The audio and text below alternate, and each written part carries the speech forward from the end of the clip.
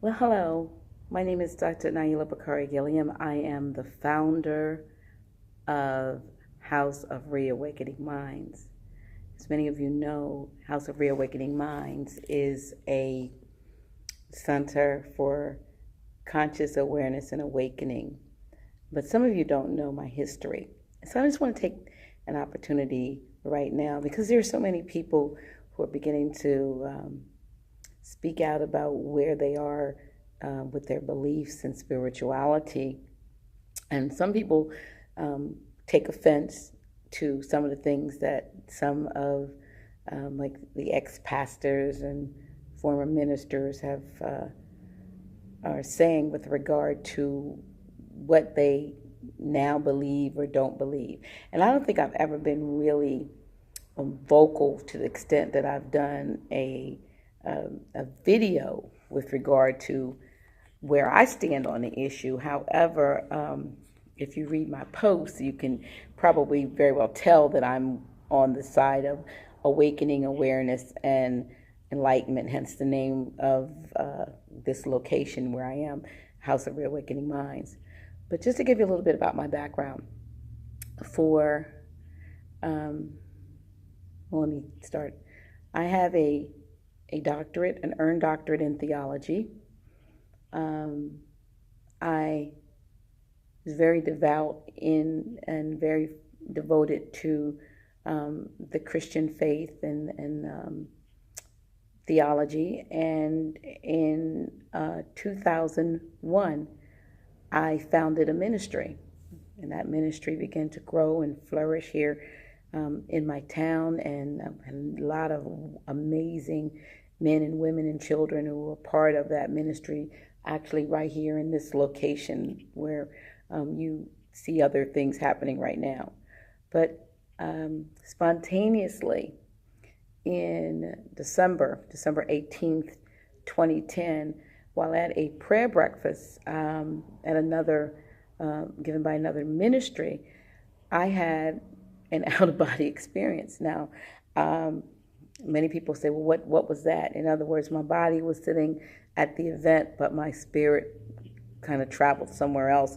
And when it was all said and done, I was given a commission to reawaken minds. I was told to stop lying and tell the truth. Now, when I speak about lying, these would be lies of omission rather than lies of commission. There was nothing that I was woefully doing to deceive people. But when you don't know truth, when all you know is what you've been taught or told, and you have not taken the time to go out and investigate, for yourself exactly what's out there in the vastness of spirituality, then, you are just repeating like a Paul parrot the things that you've been told. And unfortunately, many of those called to ministry mimic their leadership, what they've heard and seen over their lives growing up, or whatever church or synagogue or mosque that they become a part of. Excuse me. And really don't take the time to check to see if there's any other sources or resources to validate those things. So, minding my own business at a prayer breakfast, had an out-of-body experience on December 18th, 2010. Came back to my church that next day, right here in this location, right here on this platform where I'm sitting, and stood up to preach as usual, but things were not as usual. Things had changed for me, and that was the beginning of the end, if you will, of that particular ministry. Within weeks and months, what was a flourishing ministry went down to, count on one hand, and then eventually everybody was gone. But it gave birth to what I believe is now my ultimate mission, which is the House of Reawakening Minds. And the fact that, my mission is not to teach so much, because it's hard to teach when you're still in yourself in the learning mode. We're still in the awakening mode. So, you never want to feel like you got it, like you've arrived, because you know you haven't. Every time you think you got something, something else is presented to you, and you find out that you've got to go back, to the books, hit the books, and you've got to investigate, and you have to, validate for yourself what is true and what is not, what is, myth, and what is literal versus literary. And with regard to the Bible, that book that I revered and pounded into the hearts and minds of so many people. I mean, hundreds of people over the years of being a pastor, apostle. Actually, I was consecrated an apostle. That book, I began to look at it differently. I researched other documents. I found out that if you even go to the larger seminaries like Harvard or Yale or those divinity schools there, they actually do teach the Bible as a literary document. It is a work of, it's a literature. It's like Shakespeare, and by the way, we know that Shakespeare probably had a hand in the version of the Bible that we revere so well, the King James Version. And that's another thing that, gets to me. When folks get all upset about what version you use, if you are using a version of anything, to me, it would make sense to look for whatever was the original source of that material. Why would you want a version of it? Any version is going to lack the meatiness and the fullness of what it came from. So anyway, I've been operating House of Reawakening Minds, and I've been doing it, with the help of the universal spirit, because by all intents and purposes, I should not still be able to maintain a facility like this without regular contributions and so forth. And that's why I believe we're here. I'm here because I have a mission. I have to, if it's no more than to, bring forth the teachings, the civics classes that many of you observed from House of Reawakening Minds with our brother Grand Sheikh Taj Tariq Bey, or if those of you who come for Reiki or meditation, or those who will come for discussion or other things that we have here. I have come to a place of realizing that there is so much out there that we overlook because it's not taught, it's not accepted. And what has happened is there's a scripture in the Bible that talks about that there would come a great falling away. And what I've come to realize, they weren't lying when they said that, but what they, in their description of it, the falling away gave put a picture in people's minds that all of a sudden people would, become demonic and possessed by the devil, and they wouldn't believe anymore. But astrotheologically, they knew that the time that we're living in now was going to come when there would be a great awakening. And so the falling away, the awakening was misnamed, or mislabeled as a falling away, when it really was a great awakening, when the scales would fall off the eyes of the people, and that they would no longer be able to be mesmerized and deceived with a lot of mythology and sleight of hand with regard to what was being preached, and it's no reason, no coincidence rather, that we've called this place up here where we stand to preach the pulpit, because the pulpit has pulled so many people down into a place where they feel that if my leader doesn't teach it, or if God didn't say it, and they've never heard God really say anything, really, it's not true. But the truth of the matter is that many of you are having experiences that you can't explain. You know that there's more.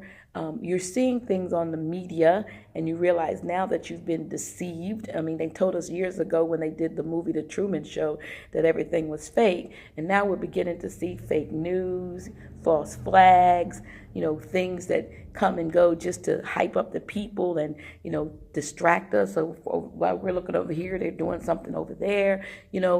we realize that, some of us are upset because, Donald Trump is the president, and many of you, like myself, find it hard to call him president. But the truth of the matter is, finally, we have someone in office that is treating it like it really is a corporation. The U.S., Foreign Services Corporation is not a country, and Donald Trump is running this U.S. corporation, or showing it for what it is, and he has no regard for you and me. He's looking at the bottom line, and that's what business folks do. So don't get upset. What we're beginning to see things for how they really are. Religion, spirituality, government, and you've got to begin to govern your own ment. In other words, you've got to be able to pay attention and oversee your own mental. Govern means somebody overseeing your mental ability, your ability to think. You've got to think outside the box, the matrix. You've got to go with your gut, your feeling, your intuition. You've got to stop negating things that happen as or attributing things to the devil. There is no devil, and if there is, that devil's in you and me. God is in you and me. So it is the duality of existence, and you've got to find out why you are here. Why did you incarnate this time? And I say this time because we teach people one and done. You either live right, or you going to hell, pay your tithes, or you going to hell. You know the drill. But the truth of the matter is, what folks didn't want you to know is that you've been here many times, many, many, many times. But now we're in a place of awakening, and we're in a place of awareness. And the more you become aware of your spiritual or your soul's purpose, then you become more at work, at busy, fulfilling that, instead of keep recycling over and over and over again, coming back, in different incarnations and trying to figure out, why am I here? Your purpose was established when you first came in. It's just that we just get all caught up in the trap, which we call the matrix. And we keep recycling, we keep messing up, we keep doing the same thing over and expecting to get a different result. But until we wake up and acknowledge the fact that we are all spiritual beings having a human experience, and that we are eternal in our existence, but what we can do is evolve to a higher level as we become more aware and less gullible. And so I just wanted to, let folks know, because some people still see me and they go, hi, pastor, hi, woman of God, hi, apostle. And everybody doesn't know that since 2010, I have been awake. I have been aware. I have become a universalist in my beliefs. I am not stuck in one religious track. I believe and see God in each and every one of you, as well as I see God in nature. I love nature. I see God in more things than I ever saw God in before I had my eyes open. By the way, by the book. All of a sudden, when I looked down that day on December 18th, 2010, I had been pulled into the scripture in the book of Jeremiah chapter 5. Read the whole book of Jeremiah chapter 5, but as you get down towards the end of that verse, the last, say, 10 or 20 verses, you'll really see what woke me up. And that scripture talks about the fact that, and I'm paraphrasing, that unscrupulous men, and that could be women too, have crept in who disregard the widows and the fatherless, and they heap unto themselves riches, and we've certainly seen that. It says that they have men, this is the biggie, they have men in cages like birds growing fat off them, but the people like it that way. It says, but what will they do in the end? I replayed my out-of-body experience, and I was seeing or hearing that read to me, and I heard at the end of that, you, Nailah Gilliam, must stop lying and tell the truth. And I said, okay. I kind of just said a yes.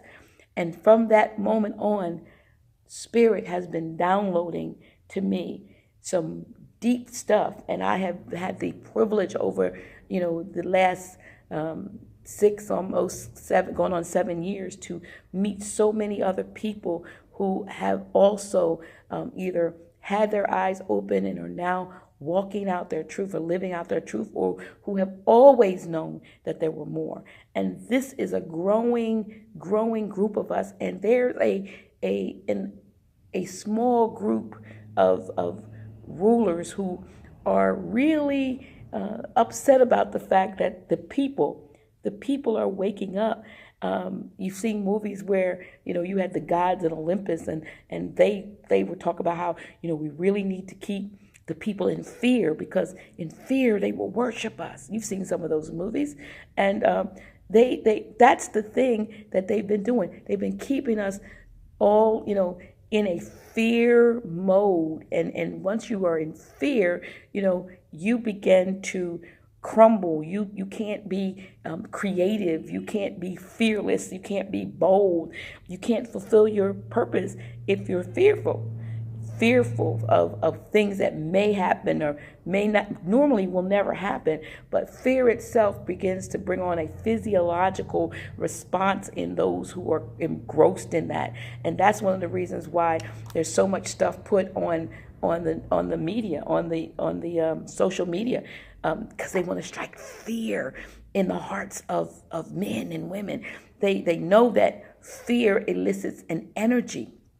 You didn't know that, because we are energy beings. And so the more of us that are fearful, we become a power plant of energy, and they feed off of that energy that they are able to elicit from all of the crap that they promote. So you have got to be fearless. You have to be in a place of knowing that you are an eternal spiritual being, that God resides in you, as you, that God is in your neighbor, your child, and in the plants and your pet. God is everywhere, because God is. And we need to start acting like that. We need to realize that all of the violence. I was sitting in the barbershop yesterday, and I started hearing on Sirius XM that they were playing a hip hop channel with the vilest lyrics that I have ever heard. And I was upset because there were children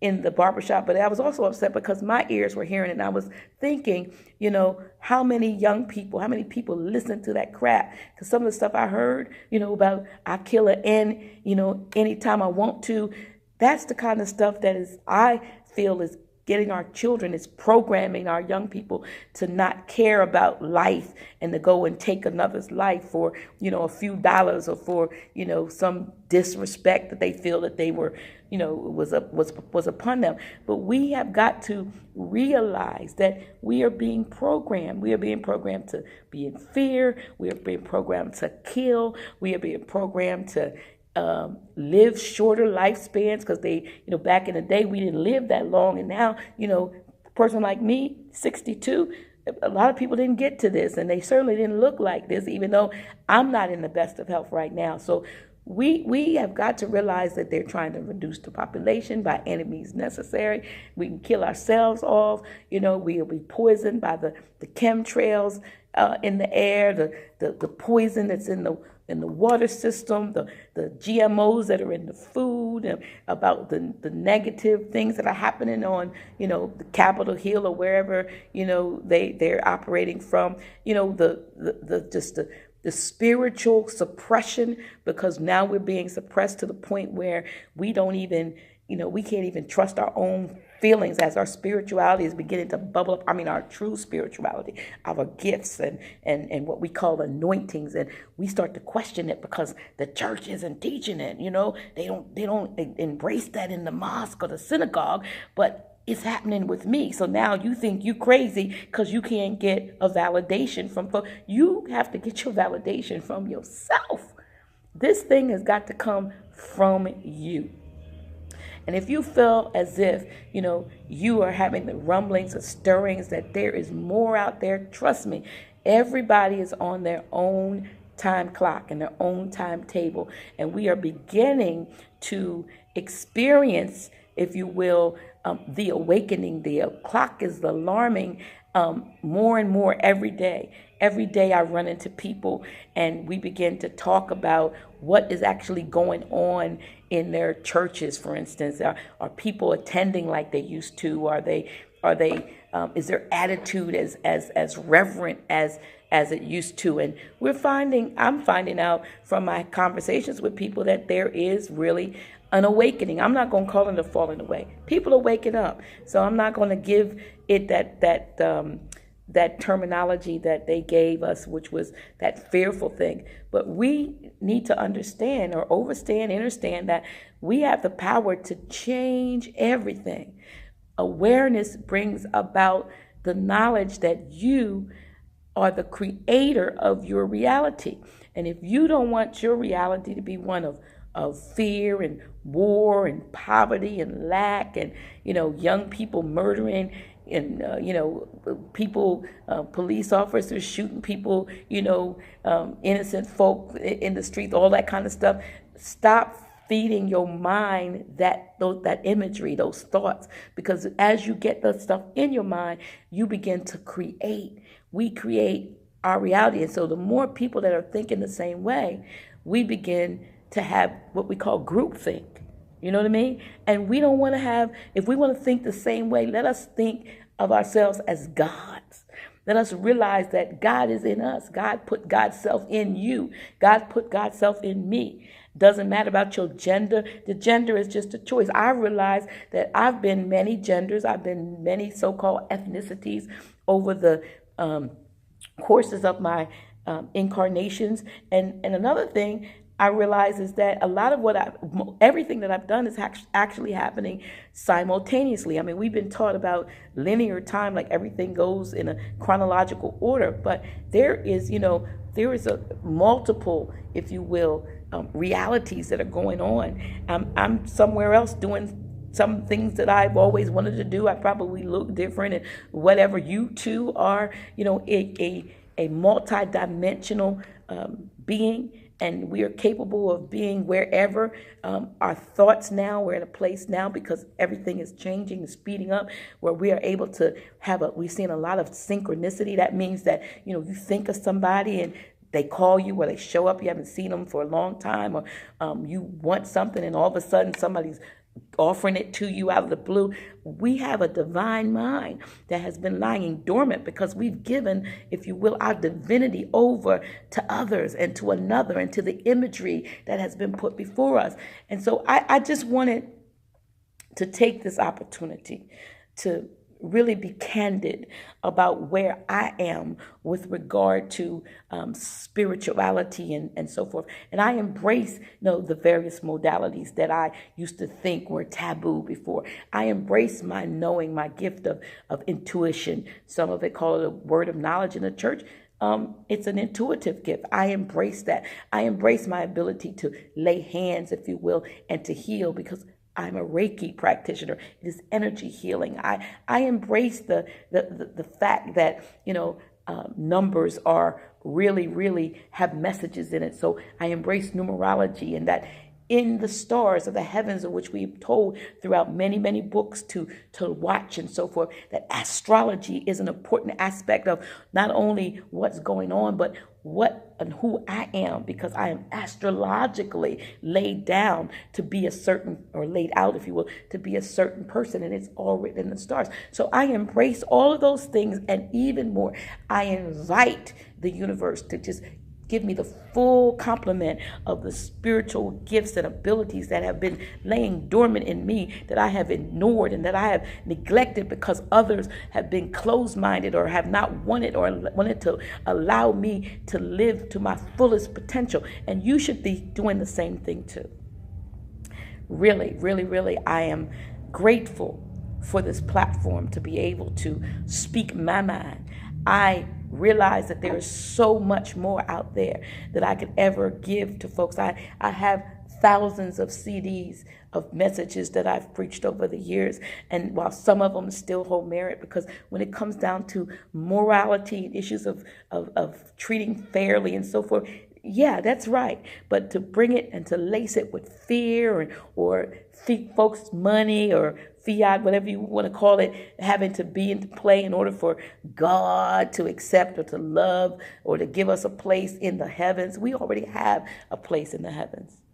Don't even let anybody tell you that you have to buy your way into anything, that there's anything that you can do to change the fact that you came here on a mission, and where you came from, you're going to return to regardless, unless you allow yourself to keep being recycled, if you will, incarnation after incarnation, coming in as a babe, not knowing who you are. Learn who you are. Embrace who you are. Love who you are. Look out and realize that when you're looking at me, you're looking at yourself. When you're looking at your brother or your sister, you're looking at yourself. So let's start treating each other and one another as we would want to be treated. We need to do as the scripture says, unto others as we would have them do unto us, So if you don't want nobody to kill you, if you don't want anybody to, lie to you or steal from you or, any of those things, then don't do it to anybody else. Realize that we are being played, but we can outsmart the makers of the game, because there's always, a better mousetrap, and we can build it. If you would just allow yourself, if we allow ourselves to collectively, the collective conscious, to get off of this fear tip, to stop believing everything we see in the media, because in the media, and let me talk about the media. I talked about this on a Facebook post. The same place that the Medes of ancient Medes and the Medo-Persian regime is where you get many of the so-called magicians and so forth. And so the magician's wand is made out of the wood from a holly tree. And so they bring that into, the 20th century, if they did, and they created a place called Hollywood. And that's the place where they mesmerized and created illusions. Now they're doing it in Atlanta and every place else. They're doing it in a location. But for a long time, most all movie and illusion, Walt Disney World and all the other stuff we saw came out of Hollywood. They were creating an illusion for us. Well, trust me, the news media is another version of that. They are creating news for effect. They throw stuff out there. It's a big to-do. It becomes distraction. We all get caught up and they get energy. It's like we are their energy plant. So now they can bottle up, if they can energetically collect all of that fear energy, all of that chatter that we're putting on social media about what's going on and what Trump gonna do and what Putin's gonna do and what Kim Jong-un is, whatever his name is gonna do, and this one, that one, the other. When we're fearful, of what's going to happen, and then it creates an energy that they throw back at us and use it against us. So, a lot of stuff that you see ain't real. And you can now tell in your knower. So before you get to, sometimes, posting some stuff, check it out. You know what I mean? Check it with your inner compass. Does this make sense? Look at the so-called facts. Look at the so-called accounts that they give. Why do some of these things come and go, so quick, especially with, like, say, a lot of these murders? I'm not, I'm talking about the ones that are in, the ones that get the far-reaching coverage. Now, there's some things that are really real and horrific, and they're happening, because there's a lot of horrific things happening right in my city and my state, and it's really happening. But there's a lot of other things that are being scripted. And so we hear about it, we get all up in arms, we release our energy from it, they collect our energy, and then they, like a thunderbolt, throw it back down on us, against us. And then the next thing you know, you realize, whatever did happen? Did they have a funeral for so-and-so? What happened to the so-and-so? These things go the way they go because they know how we operate.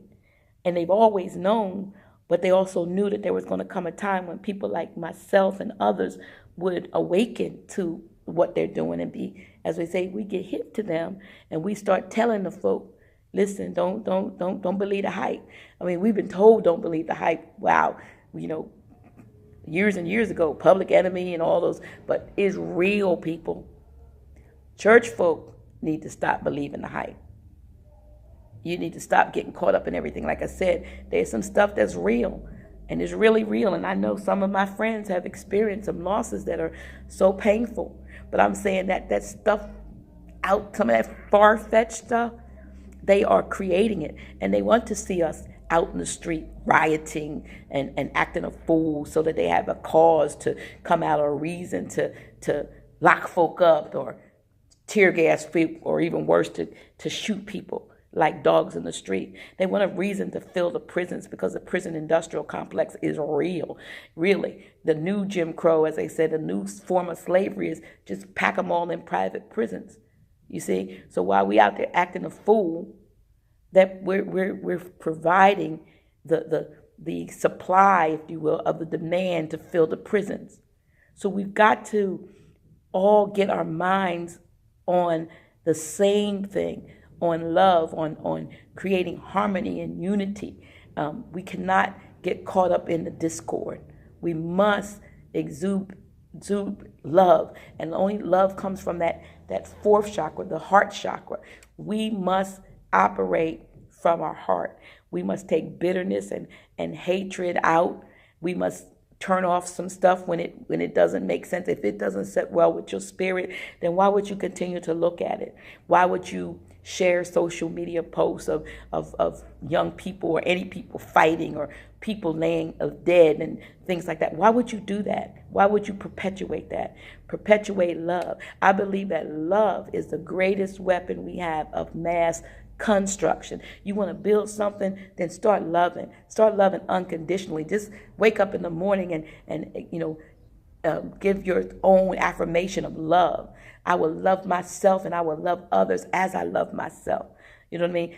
Something as simple as that. And let love be your guiding principle, and stop being caught up in all the rhetoric and all of the hatred and all of the killing and all of the deception, because we perpetuate the deception because they put it out there, and then we get on the bandwagon and we run with it. They don't have to worry about it spreading because they know that you and I are going to spread it. Stop that.